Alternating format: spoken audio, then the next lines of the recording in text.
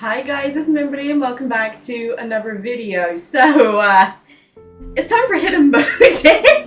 This is going to go, interestingly, I think is the best word to use for this. Oh god, okay.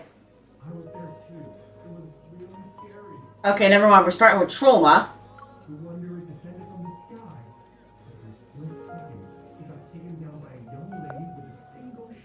FPS. Oh. Her injury looks serious. She might need a few stitches. Oh, Zayne's not gonna be happy with us. Oh, Zayne's gonna be so mad. In the frontline hospital of the Wanderer quarantine zone, the people hastily coming and going are the medical team and hunters.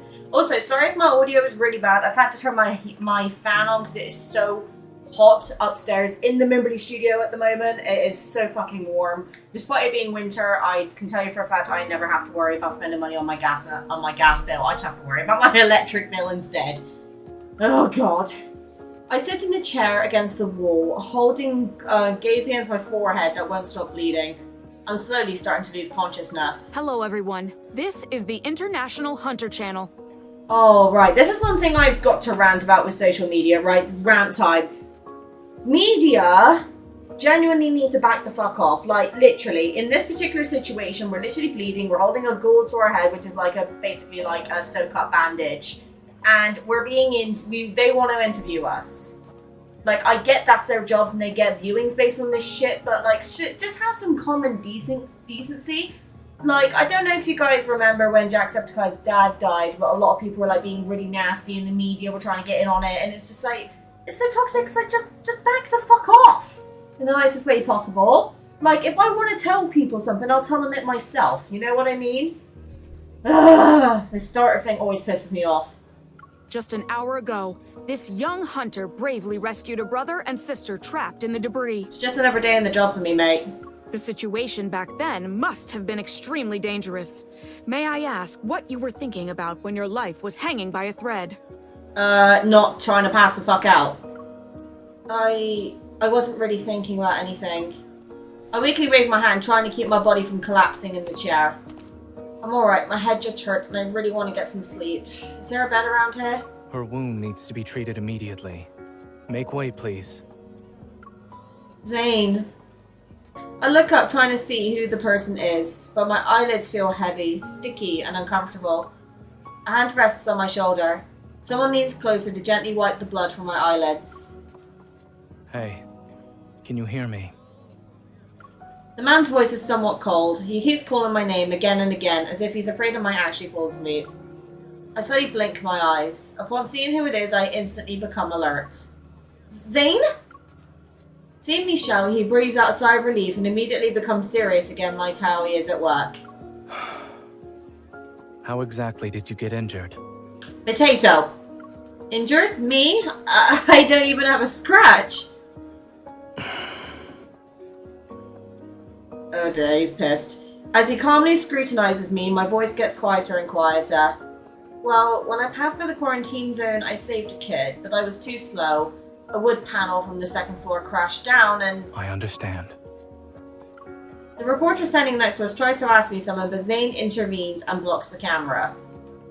Let's wrap up the interview. Oh, what a green flag, man. What a fucking green flag.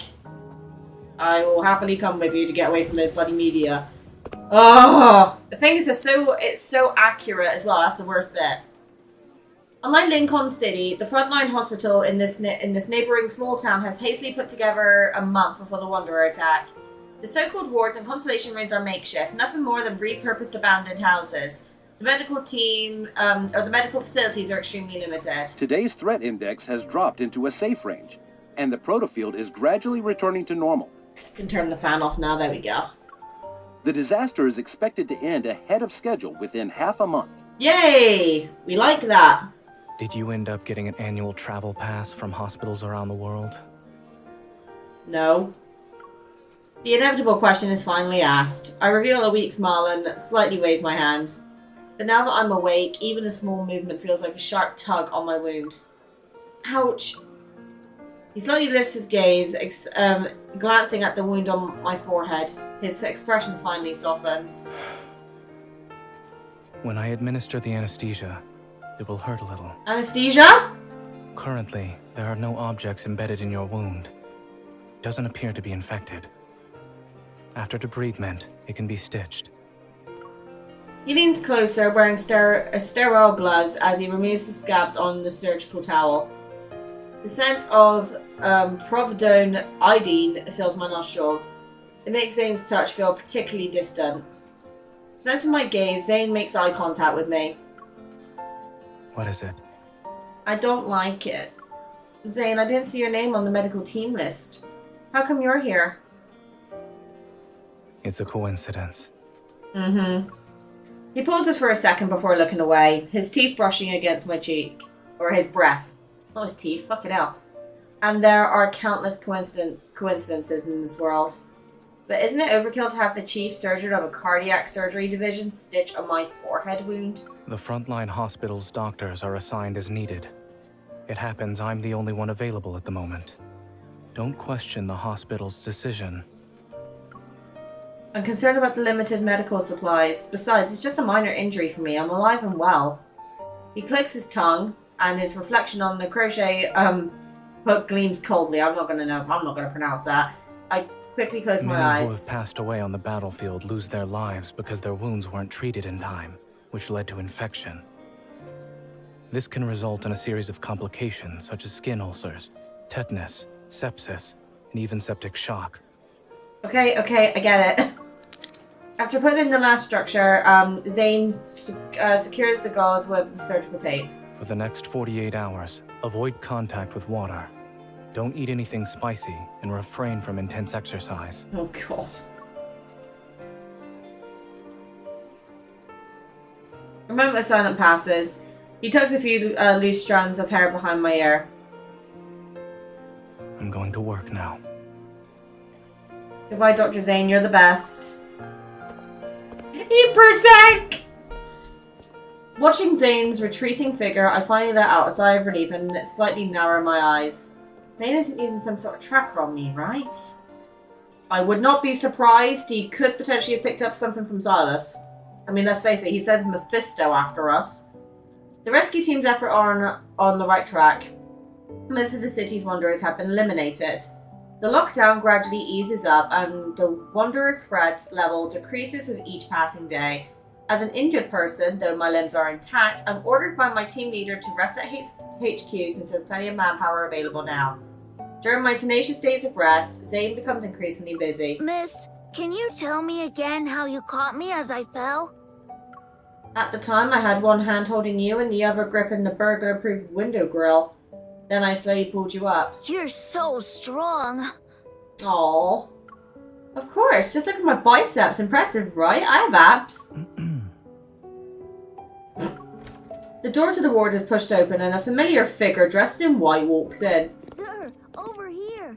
She's going to show me her abs. Not the type of abs he's thinking. Oh, no, I wasn't... Don't get too excited. Her abs are disappointing. Bro, we just got insulted! Hey, you! Could you please lift your foot? It's time for a checkup. Why my foot? You're picking on me again. It's your eye muscles that are disappointing. Worried that staying here might disturb his work, I start to head to the door when Zayne suddenly calls out to me. He holds a medical record in his hand and stares at the gauze on my forehead for a while. Wait for me in treatment room number 5. Ordering us what to do. According to the medical staff schedule, you should be on break, Dr. Zayne. I'm simply upholding my responsibilities to every patient. Does the man ever rest? Wearing sterile gloves, Zayne comes to my side and carefully removes the gauze from my wound. Don't you feel exhausted after having worked for several days now? Rather than sitting in the lounge, this is a more effective stress reliever for me. Are you talking about removing my stitches? Seeing you sitting before me, healthy and energetic enough for banter, puts me at ease. If we don't give banter, we know this problem. Nicely. However, you still need to take care even after the stitches are removed. The frontline hospital's facilities are limited. After returning to Lincoln, stop by my place to get some scar treatment cream. So there won't be a scar. He's protecting our face. With Zayne's softly spoken words, it feels like something is touching my brow. Unlike the cold touch of tweezers and crochet hook, the warmth from his hand leaves me yearning for more. Why is he suddenly bringing this up? I'm not that fragile, and even if it does leave a scar, it's not a big deal. Speaking of which, I've kept myself busy while I was resting. Bobby took me to their backyard to pick newly grown oranges. Alfred's mom knitted me a scarf, even though it's already summer. Oh, and I also learned from Enya's grandmother how to do fortune telling with leftover coffee grounds. Fortune telling? Yeah. Seeing him take the bait, I purposely speak slower. I smile as I observe Zayne's expression. Yeah, I consult the heavens for when the one will show up and sweep me off my feet. Oh my god, we are so cheeky. And what was their response? The heavens told me that the one is very busy. It's hard to meet up with him. Ah! A ray of sunlight slips through the blinds and lands perfectly on his indifferent gaze. I'm sorry. I didn't mean to do that. The breath above me pauses. He's much more gentle now. Oh, and Annie's aunt wanted me to ask you something. What are the qualities you look for in a person you like, Dr. Zayne? They must be alive. Touché. Alive? To my surprise, Zayne answers quickly and confidently. Doesn't a kitty or a puppy also qualify for that? Well, for some people, it's a challenge to stay healthy and safe. Oh my god. He is... I'm not always injured. You shouldn't have those kinds of stereotypes about hunters. Dr. Zayne, there's a new patient over here who needs your attention. Fuck off! No, I'm joking. He's got to do his job. Just as Zane's about to say something, a voice outside the door interrupts him. All right. It's time to get back to work.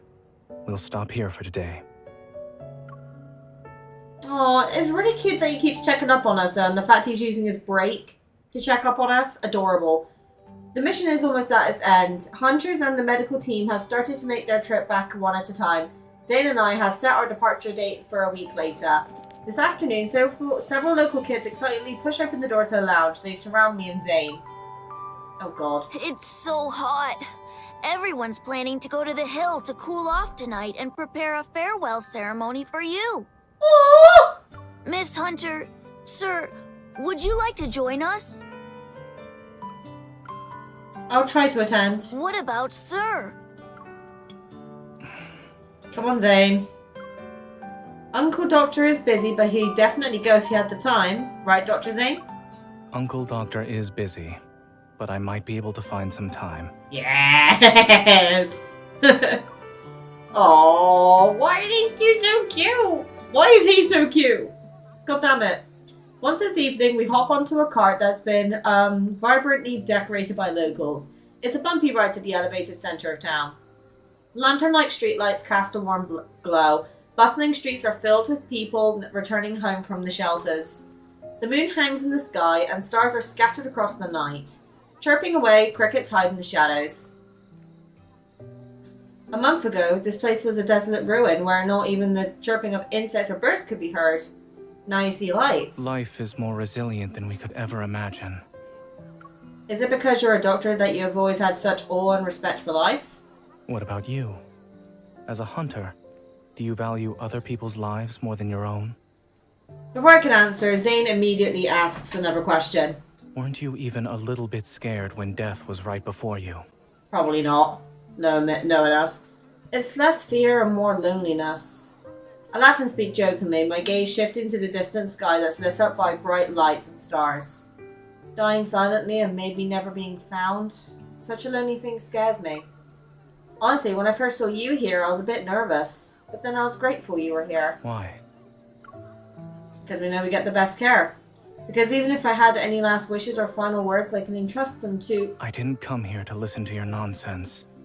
He doesn't like us talking about it, huh? Zayne coldly interrupts me, then shifts his gaze ahead. A doctor's mission is to save lives and provide aid. As one of his patients, I shouldn't talk about life and death so casually. I mean, thanks to you, I'm alive and well. I hand my phone to Zayne, brush a few strands of hair from my forehead and show him my faint scar. Hurry, take a picture for me. If we don't do it now, the scar will disappear. Stand still. He sighs softly, but he still takes the phone. Aww. Though I will admit, he looks so good. I walk a few meters away. When I turn around, I see one lantern after another floating into the air from the hills and in the distance. Specks of light gather in the night, slowly going from a scattered display to one of magnificence. Look, Zayne! Isn't this beautiful? Zayne's gaze lingers on my face for a moment, and then he nods. Indeed. Very beautiful. He means us! You misunderstand me. I was talking about the lights behind you. I know. But I was talking about you. I skipped something accidentally. Smile for the camera, please. Oh my god, those hands. Oh. I'm actually beginning to tear up. Ladies and gentlemen, we have arrived at Lincoln Airport. We wish you a pleasant journey. The international red-eye flight arrives on time in the early hours of the morning. After getting off the plane, Zayne collects his luggage and heads to the drowsy girl to the underground parking lot. Oh, I'm sorry, that genuinely made me like tear up. I'll drop you off first. If you're tired, you can take a nap in the car. Why aren't you saying anything? The turn signal to make a left turn is on, its faint ticking echoing inside the car. Zayne looks over at the girl who had fallen asleep in the passenger seat at some point in time. As the car moves, her head slowly sways to the vehicle's rhythm. Would you like to come over to my place?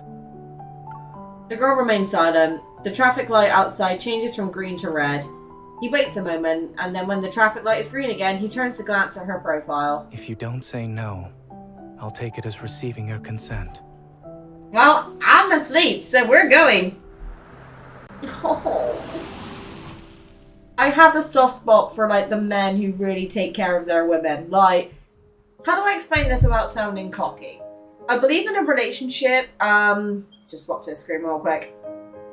I genuinely think when you're in a relationship, it is a very 50-50. Like, you take care of each other, you split everything, you know, that sort of thing. Like, for example, me and Kate, right? We split the bills. Like, I pay the bigger bills because obviously I'm on our monthly salary. Kate pays more of the smaller bills because he's paid weekly. So even though it looks like I'm doing more on the bills, he is contributing to things that keep the household running. Loki, we take turns taking care of him. If he's sick, I care for him. If I go sick, he cares for me. And we've genuinely got, not to toot my own horn here, but we have got such a healthy relationship that I think that's one of the reasons that the boys in Love and Deepspace make me so kind of like, what's the right word? I guess you could say tender, because like, you know, when I see one of the love interests being soft with the MC and being cute, in my brain it kind of goes back to maybe a memory I've got with Kate or something, and I remember how I felt in that moment, and I kind of get it replicated through Love and Deepspace, which is really weird to say, but oh my god, is it so effective. And I absolutely love, and I highlight the word love, this game for that. I love how 1 minute it can make us all be like, oh my god, how do I explain this? Like, 1 minute we can be all like heady, panting, sweating for the boys, and then the next minute we're sobbing, and then the next minute we're gushing and blushing or screaming. Like, this game is so good at bringing out your emotions, especially if you've taken the time, like I've done, to start investigating their lore individually so you know kind of the reason behind their actions. It's just so sweet to see. I love this game so much, man. Plus the fact this game's probably going to get me to monetization, so it's always going to have a soft spot in my heart now. Dawn breaks and soft sunlight filters through the blinds and lands on my eyes. Confused, I sit up. Dazed, I recall I went straight to Zayne's house last night. Oh. Tell you what, Zayne's got a fancy bedroom though, doesn't he? I look around, but he's nowhere to be seen in this room. Oh. Oh, even his living room. The clock shows it's 10 AM. Stepping out of the bedroom, I discovered the living room and kitchen are also empty.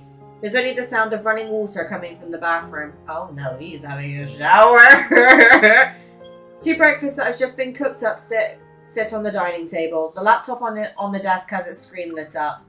Can't believe he's already working on his first day back home. Oh, what a workaholic. I'm muttering to myself when the phone next to the laptop starts vibrating. A call from Grayson. Is it something urgent that needs Zayne's attention? Should I answer it? The ringtone continues for a few more minutes before he hangs up. But after several seconds, my phone starts ringing. It's Grayson. Dr. Grayson, why did you make 2 phone calls? Looks like I was right. Dr. Zayne is with you. Sorry. How did you know? The list for this rescue mission was assigned at random. Dr. Zayne was originally going to a less dangerous location. But after he saw your name on the hunter's list, he volunteered to go to the more dangerous quarantine zone. My heart skips a beat. The myriad of doubts buried deep within me found their answers. I'm just calling to see if you returned safe and sound. While Dr. Zayne doesn't say it, he cares a lot about you. Don't worry, we're okay. Footsteps approach from behind. When I turn around, Zayne has just come out of the bathroom. He's wearing a bathrobe, wisps of steam still emanating from him. I said what needed to be said. The rest you'll have to figure out. Don't tell him I told you.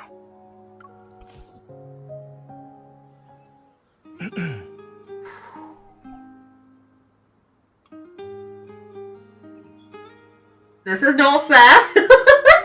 The call ends and Zayne is already in front of me. Water steadily drips from the ends of his hair and lands on the floor. Good morning. Morning. Breakfast is in the kitchen. You can take another nap after you've eaten. Can I use your bathroom? Mm-hmm. I need to calm myself down for a bit, see if I'm fully awake or not. I'll get you a towel. Oh.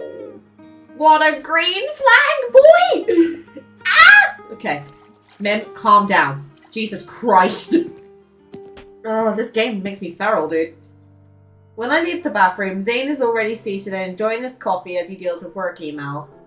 I quietly tiptoe toward him and lean in closer to hug him, but an idea pops into my head. Do you ever feel tired, Zayne? I touch his chin ever so slightly with my palm. Zayne turns his head, a look of surprise on his face. Oh, here we go! He purses his lips, staring at me as if giving me permission to overstep. My hands continue to wander under his bathrobe and touches his skin. What are you doing? Shouldn't we see where your factory reset button is? Oh, you know where my hand would be instantly going. I answer without thinking too much about it. Zayne is silent, and then he suddenly grabs my hand. I'm sorry to disappoint you, but I don't have such a thing. I don't know. In that case, we need to do a thorough inspection. I pull my hand back and lean in closer. My fingers continue moving down, igniting his skin as I touch him. Don't mind if I do. Strange, if you aren't a robot, then how come you don't feel tired? He holds my restless fingers, carefully caressing the calluses on them. He brings my fingers to his lips. The external power source is here. You're looking in the wrong place. Oh my god, he's so sweet at the same time. I sigh. He's not willing to tell me anything. Oh god. So where is the shaving coming in? Oh, after getting a razor, shaving cream and a towel, well that answers my question from the bathroom, I bring over a bar stool and sit beside him. Or behind him. I set aside the laptop and coffee cup. Only then does Zayne raise his head. What do you want? You. Don't move, Mr. Workaholic. It's time for your annual care routine. Oh, God. Oh, here we go. Is shaving the first step in this routine? Yes. Okay. Zayne Gerties, this is for you.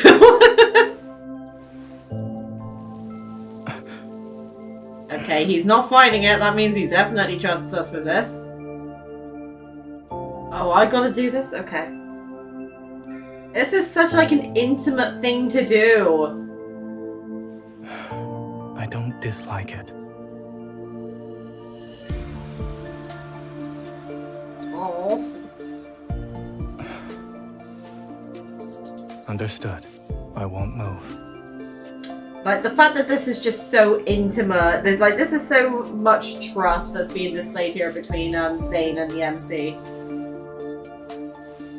And you can tell Zayne's enjoying Is it. your exclusive service? If you want it to be, then sure.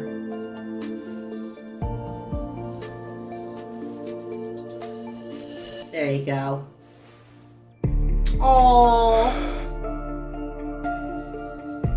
Almost there. The chief surgeon can rest. I'll do the finishing touches. You're so handsome. God damn it! Why are you so attractive? This is not fair. Is there anything else you want me to do?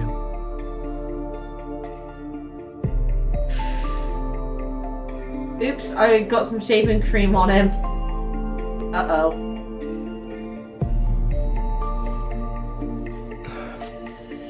What are you doing? He's breathing a bit. Oh. Don't mind if I do. Oh, that was a bit too low for him. Am I asking for trouble by doing this? Doing what?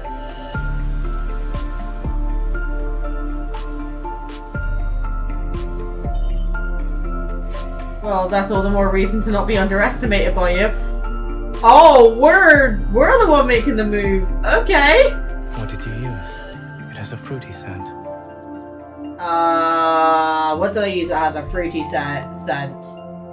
That genuinely, this is so sad. I'm thinking about my shower routine now. It could either be my shampoo and conditioner, because it has like peony, or it's either peony or strawberry, sometimes banana if I use a hair mask. Probably it's the shower gel, because I tend to go for like the strawberries and cream, or magnolia. So I'm gonna have to say, probably the shower gel. And that's the lotion. Hey, you!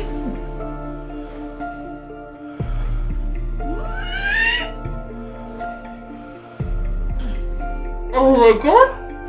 Sweeter than usual. Oh!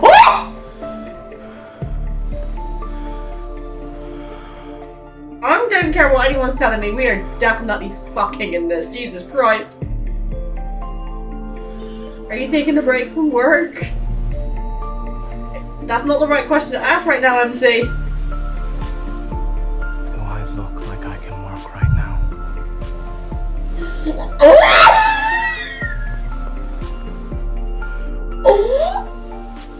Oh my god.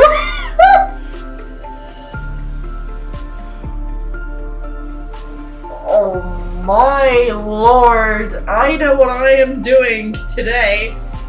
Give him my shoe, my husband. Oh my god. I'm working and not allowed to do anything else. Yeah. Well then. What exactly do you allow me to do? I have a few ideas.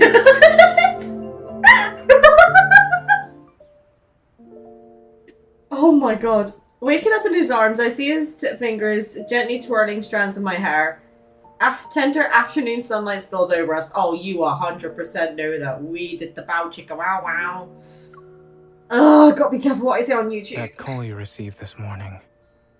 Did someone tell you something? No?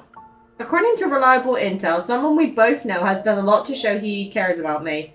Yet he refuses to admit it. This person must be sensitive, thoughtful, yet tactic about his feelings. On the couch, Zayne slightly straightens his posture. He looks at me, a faint hint of a smile playing at the corners of his mouth. The individual you speak of wouldn't happen to also be named Zayne, would he? Maybe. His voice is soft. Through the loosely draped robe, I can almost feel the movement of his muscles and the beating heart in his chest. But I'm very much aware of how close we are. Very close. It's important to say goodbye to those who are left behind. Huh? You're not allowed to leave without saying goodbye next time. Oh, Zayne, I never intended to do that. An indescribable feeling suddenly fills my chest. It was a temporary assignment. The base's signal often gets jammed and I can't always check in to let you know I'm safe. Aren't you also keeping things from me? The coincidences, an annual travel pass from hospitals around the world, And you don't have any secret motives when you approached me? Ah, so you wanted to know what my motives were. He looks at me for a long time, and then abruptly brushes aside my hair and plants a tender kiss on my scar. Aww. My motive. I don't want others to tell me that you might be in danger. It would make me feel like an outsider. Zayne. Suddenly he asks that question again. Do you truly not think of anything when your life is hanging by a thread? My intuition tells me what he really wants to know isn't this. But it doesn't matter. I figured out what I can be thinking about. I should think about how to live my life to the fullest. I cup Zayne's cheek and look into the eyes that only reflect my gaze. Because in this world, there's someone who will like me live as long as I'm alive. Or who will like me as long as I'm alive.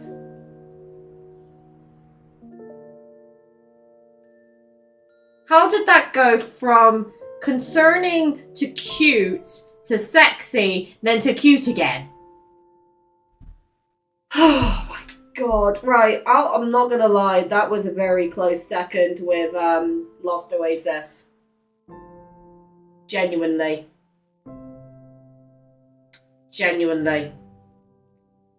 Oh my god, right, let me think. I need to collect my thoughts.